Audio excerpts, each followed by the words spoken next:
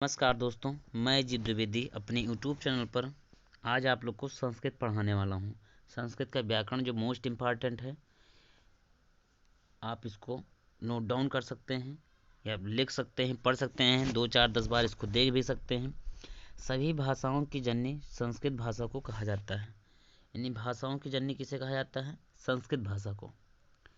कोई भी भाषा है तो उसमें संस्कृत मोस्ट इम्पॉर्टेंट है, सभी भाषाओं की जननी है। फिर देव भाषा, देववाणी, भारतीय संस्कृत के ऊपर नाम दूसरे नाम है। यानी देव भाषा, देववाणी, भारतीय संस्कृत के अपर नाम है, या आप कह सकते हैं कि इनका उपनाम है, या दूसरा नाम है। महेश्वरी सूत्र 14 होते हैं जो कि भगवान शिव महेश के डमरू से निकले हैं, जिनको पाणिनि ने लिखा था। यानी जिनको पाणिनि ने लिप किया, मतलब जिनको पाणिनि ने लिखा। फिर संस्कृत भाषा, संस्कृत व्याकरण के त्रिमुनि थे। संस्कृत व्याकरण के त्रिमुनि थे, कौन थे? पाणिनि, फिर दूसरा है कात्यायन या वररुच, इनको बोलते हैं, फिर पतंजलि। अब अगर देखा जाए पाणिनि जौन है, पाणिनि इनको सूत्रकार कहा जाता है। पाणिनि जो है इनको सूत्रकार कहा जाता है। इन्हें प्राथमिक प्रथम मुनि भी कहा जाता है। इनको प्राथमिक या प्रथम मुनि कहा जाता है। अब अगर जन्म स्थान इनका देखा जाए तो पाकिस्तान का सालातुर गांव में।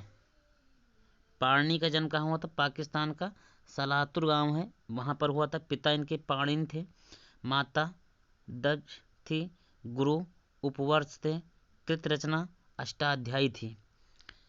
ये सब भैया मोस्ट इम्पॉर्टेंट है, समझ लीजिए, नॉलेज के लिए है। और अगर आपके पेपर में देखा जाए तो बस यही लाइन इम्पॉर्टेंट है। इन्हें सूत्रकार कहा जाता है, ये लाइन इम्पॉर्टेंट है। इन्हें प्राथमिक या प्रथम मुनि भी कहा जाता है, ये लाइन इम्पॉर्टेंट है। अष्टाध्यायी, अष्टाध्यायी जो है, अष्टाध्यायी इसमें 8 अध्याय व प्रत्येक अध्याय में 4 पाद होते हैं। कुल पादों की संख्या अगर देखा जाए तो 32 है। कुल पादों की संख्या 32 है। कात्यायन यानी वररुच जो है, कृत रचना वार्तिक है इनके। इन्हीं 1 मिनट। कात्यायन या वररुच जो है इनकी कृत रचना अगर देखी जाए तो वार्तिक है, और इनको वार्तिककार कहा जाता है। तो ये लाइन यहाँ पर, ये वर्ड इम्पॉर्टेंट है ये। और इनकी कृत रचना जो वार्तिक है ये इम्पॉर्टेंट है, इस पर ध्यान देना। फिर पतंजलि, कृत रचना इनकी क्या है? महाभाष्य है। पतंजलि की कृत रचना क्या है? महाभाष्य है।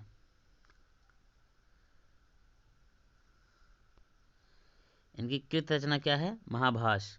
इस लाइन पे आप फोकस करते हैं। और इन्हें महाभाष्यकार कहा जाता है। क्या कहा जाता है? महाभाष्यकार। फिर महेश्वर सूत्र जो 14 हैं, आप इनको अच्छे से देख सकते हैं। ये आपको कंप्लीट करना है। जैसे कौन कौन से हैं? पहला देखिए, आ ई यानी अयुड़, रील रिक, ये ओंग अयोच। महेश्वर सूत्र से ये 4 जो है इनको अच स्वर कहते हैं। अच स्वर कहते हैं। अच यानी 9 होते हैं, जैसे आयुड़, रील रिक, एओ, अयो। इन्हें मूल स्वर भी कहा जाता है। ये सारे वर्ड पूछे जाते हैं, इसलिए इस पर आप ज़्यादा फोकस करना। इन्हें क्या कहा जाता है? मूल स्वर। ह्रस्व स्वर कहा जाता है इन्हीं को अक प्रत्याहार भी कहा जाता है, क्योंकि अक प्रत्याहार के अंतर्गत देखो क्या क्या आते हैं। आयु, ये अक प्रत्याहार है। यहाँ से देखिए, यहाँ से स्टार्ट हुआ, एक का तक गया है। और इन्हें इस पूरे को अगर लिया जाए तो अच प्रत्याहार कहा जाता है। अच प्रत्याहार, इसमें क्या हुआ है इसको आप देख लीजिए। अच प्रत्याहार इनको कहा जाता है।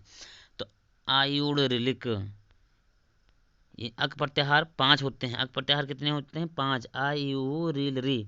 मूल स्वरों में लरी वर्ण दीर्घ नहीं है। दीर्घ स्वर जो है 8 होते हैं। कौन कौन से? आ, बड़ी, ऊ, री, ये, वो, आया, ओ, ये दीर्घ स्वर कहलाते हैं। इस पर आप फोकस कीजिएगा।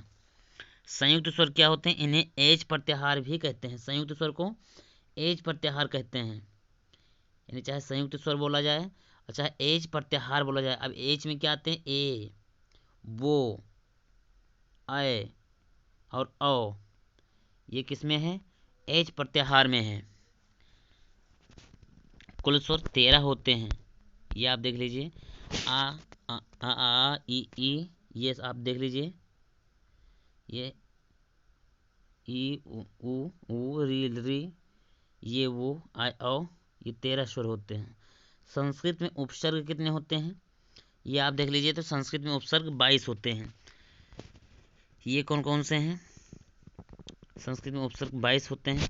इसमें हैवारट, लड़, यम गणनम, झवई, घड़धस, जब गड़दस, खफ छठथ, खफ छठथ, चटतो, कपय, शशर, हल। आप ये चीज़ सारी चीज़ें आप देख सकते हैं।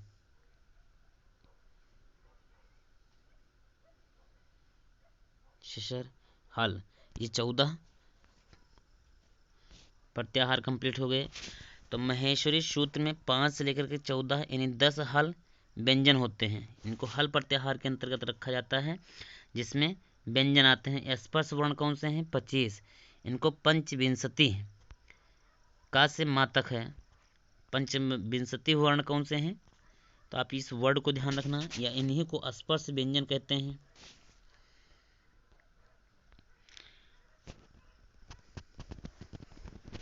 एक ये वर्ड यानी एक सेंटेंस कह लीजिए कि कादयो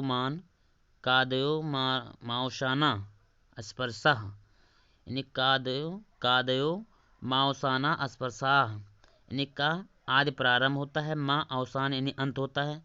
कादयो यानी का प्लस आदि, फिर अवसान प्लस माँ, यानी का आदि है।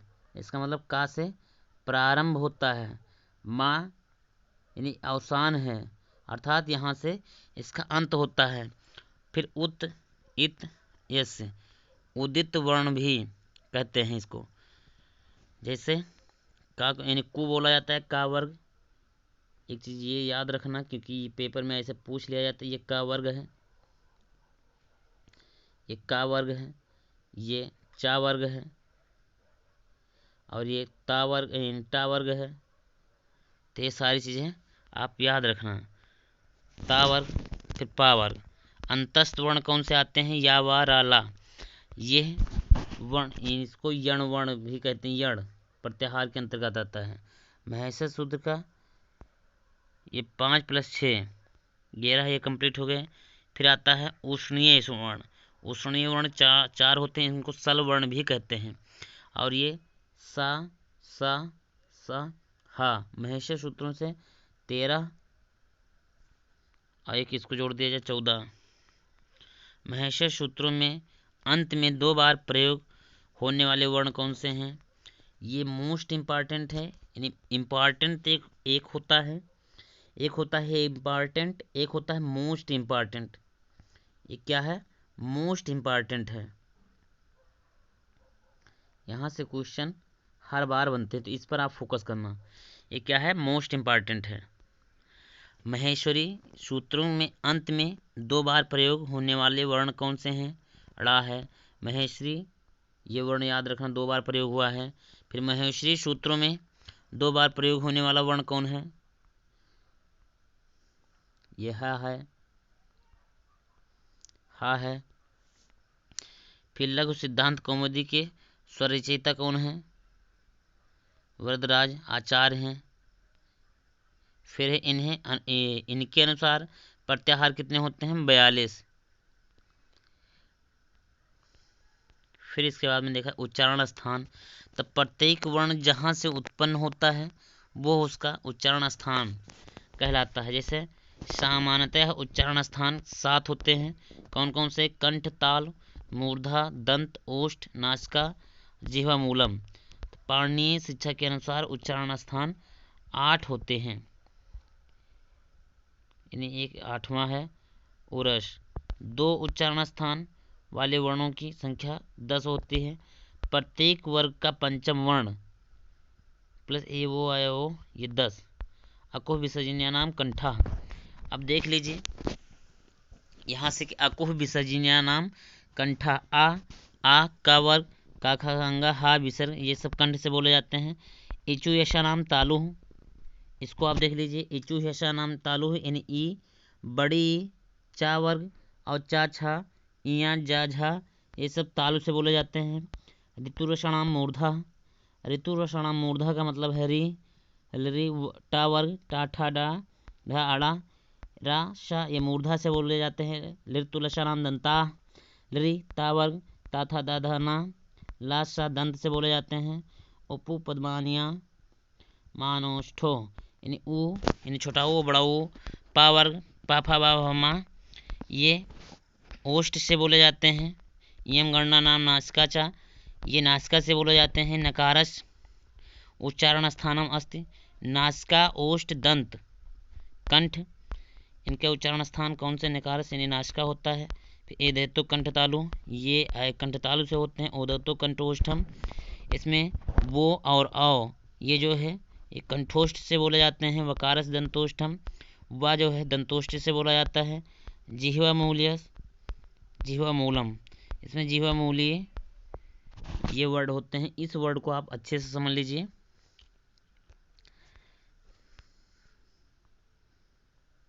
ये चीज फिर नासिका अनुस्वारस, अनुस्वार ये अंग जो है ये कहाँ से बोले जाते हैं? ये नासिका से बोले जाते हैं, तो आप इनको ध्यान रखना। फिर प्रयत्न यत्न क्या होता है ये समझ लीजिए। इसके दो पार्ट होते हैं, कौन से? एक होता है पहला अभ्यंतर प्रयत्न और दूसरा होता है बाह्य प्रयत्न। पहला होता है अभ्यंतर प्रयत्न और दूसरा होता है बाह्य प्रयत्न।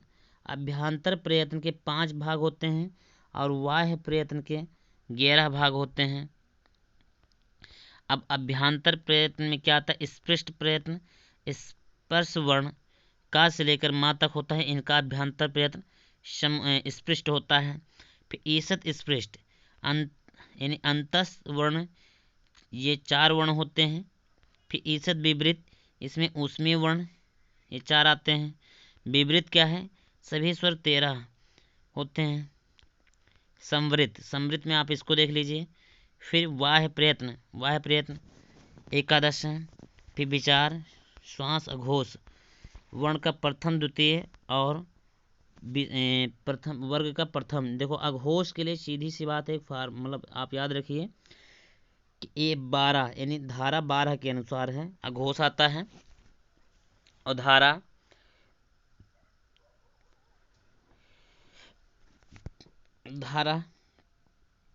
345 इसके अंतर्गत घोष या सघोष आता है। सघोष ये धारा किसके आता है? धारा 345 के अंतर्गत। फिर अल्प प्राण क्या है?